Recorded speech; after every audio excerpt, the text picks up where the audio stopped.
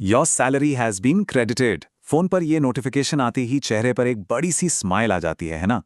लेकिन महीना खत्म होते होते वो स्माइल गायब और दिमाग में बस एक ही सवाल घूमता है, आखिर ये सारा पैसा गया कहाँ?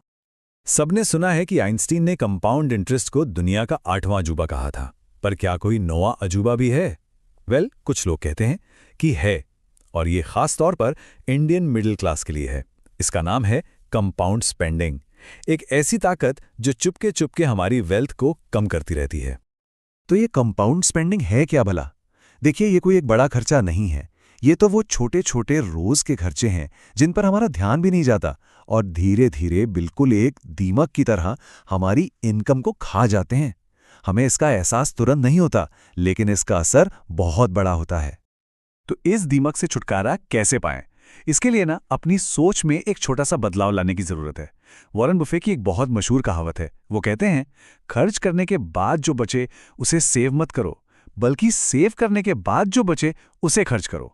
चलिए इसी सोच को और गहराई से समझते हैं। तो सबसे पहले प्रॉब्लम को डायग्नोज करते हैं, अपनी फाइनेंशियल लीकी बकेट को देखते हैं। आखिर ये पता तो चले कि हमारी मेहनत की कमाई में छेद कहाँ है। चलिए एक उदाहरण लेते हैं। ये हैं श्रेया, एक टिपिकल वर्किंग प्रोफेशनल। अब उसके रोज के खर्चे देखिए। सुबह की स्टारबक्स कॉफी करीब 250 रुपए, लंच जोमैटो से 320 रुपए, शाम का छोटा मोटा स्नैक 150 रुपए और वीकेंड पर दोस्तों के साथ घूमना फिरना 2 से 3 हजार रुपए। सुनने में तो ये सब बहुत नॉर्मल लगता है ना? लेकिन जब इन नॉर्मल से दिखने वाले खर्चों को पूरे साल के लिए जोड़ा गया, तो जो नंबर सामने आया वो चौंकाने वाला था। 1,80,000 रुपए। जी हां, श्रेया सिर्फ बाहर खाने पीने पर साल का इतना पैसा खर्च कर रही थी। कई बार तो ये उसकी सालाना सेविंग से भी ज्यादा था। इसी को कहते हैं लीकी बकेट प्रॉब्लम। और ये लीक्स आते कहां से हैं? ये और भी दिलचस्प है। करीब 30% पैसा जाता है सुविधा पे, जैसे कैब बुक कर ली या खाना ऑर्डर कर लिया। सबसे बड़ा हिस्सा 45% जाता है सोशल प्रेशर में, दोस्तों के साथ महंगे रेस्टोरेंट में जाना, महंगे तोहफे देना। और बाकी 25% है इमोशनल स्पेंडिंग। जब मूड खराब हुआ तो ऑनलाइन शॉपिंग कर ली। मतलब सोचिए, करीब 70% खर्चे हमारी असली जरूरतों के लिए नहीं, बल्कि सुविधा और दिखावे के लिए हो रहे हैं।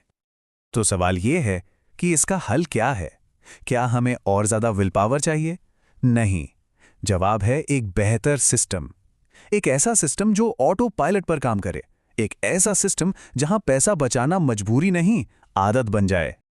और इसी सिस्टम का नाम है 4 अकाउंट ऑटोमेशन सिस्टम। ये पैसे को मैनेज करने का एक बहुत ही सिंपल लेकिन पावरफुल तरीका है। पहला है सैलरी अकाउंट, जिसे हम सेंट्रल कमांड कहेंगे।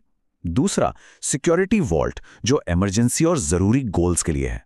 तीसरा है इन्वेस्टमेंट इंजन, जो लॉन्ग टर्म वेल्थ बनाएगा। और चौथा एक्सपेंस मैनेजमेंट अकाउंट, जिससे रोज के यूपीआई और बिल पेमेंट्स होंगे।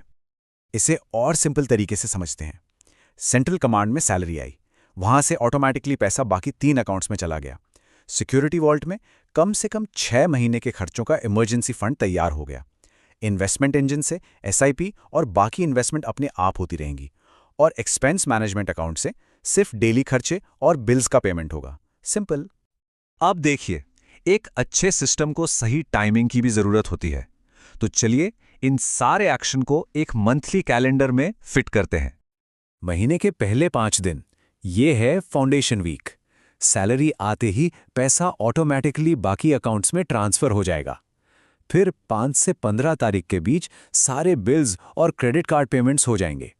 महीने के बीच में यानी 15 तारीख को एक छोटा सा हेल्थ चेक।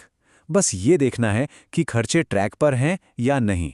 और महीने के आखिर में 25 से 30 तारीख के बीच अगले महीने की प्लानिंग करनी है, खासकर अगर कोई त्योहार या बड़ा खर्चा आने वाला हो तो। अच्छा, अब उन लोगों का क्या जिनकी इनकम फिक्स्ड नहीं है, जैसे फ्रीलांसर या बिजनेस ओनर्स? ये सिस्टम उनके लिए भी काम करता है, बस एक छोटे से ट्विस्ट के साथ। चलिए देखते हैं कि वो अपनी ऊपर नीचे होने वाली इनकम को कैसे संभाल सकते हैं। विक्रम की कहानी देखते हैं। पहले क्या होता था, जब कोई बड़ा क्लाइंट मिल गया तो खर्चे बढ़ जाते थे, और जब काम कम होता था तो कर्ज लेना पड़ता था। लेकिन अब नए सिस्टम के साथ वो हर महीने एक फिक्स्ड अमाउंट ही खर्च करता है। जब इनकम ज्यादा होती है तो एक्स्ट्रा पैसा एक बफर फंड में चला जाता है, और जब इनकम कम होती है तो वो उसी बफर फंड से पैसे निकाल लेता है। नतीजा, फाइनेंशियल स्ट्रेस की जगह मन की शांति और स्टेबिलिटी। तो आखिर में इस पूरे सिस्टम को अपनाने का मकसद सिर्फ पैसे बचाना नहीं है, बल्कि अपनी लाइफ पर फाइनेंशियल कंट्रोल पाना है। यह स्लाइड इस बदलाव को बहुत अच्छे से दिखाती है। पहले क्या था? अच्छी सैलरी के बावजूद हमेशा पैसे की कमी महसूस होना। और अब हर एक रुपए का हिसाब है, उसका एक मकसद है। पहले क्रेडिट कार्ड का जाल था, अब त्योहारों पर भी बिना टेंशन के खर्च होता है। नो इमरजेंसी सेविंग्स से लेकर एक मजबूत इमरजेंसी फंड तक, ये एक पूरा ट्रांसफॉर्मेशन है। तो आखिर में बस ये याद रखिए, पैसा कमाना एक स्किल है, उसे सिस्टमैटिक तरीके से बचाना एक कला है, और उसे कंपाउंड करना एक साइंस है। और अगर इन तीनों को एक साथ मिला दिया जाए तो फाइनेंशियल फ्रीडम दूर नहीं। सवाल बस इतना है कि क्या इस कला और विज्ञान को सीखने के लिए हम तैयार हैं।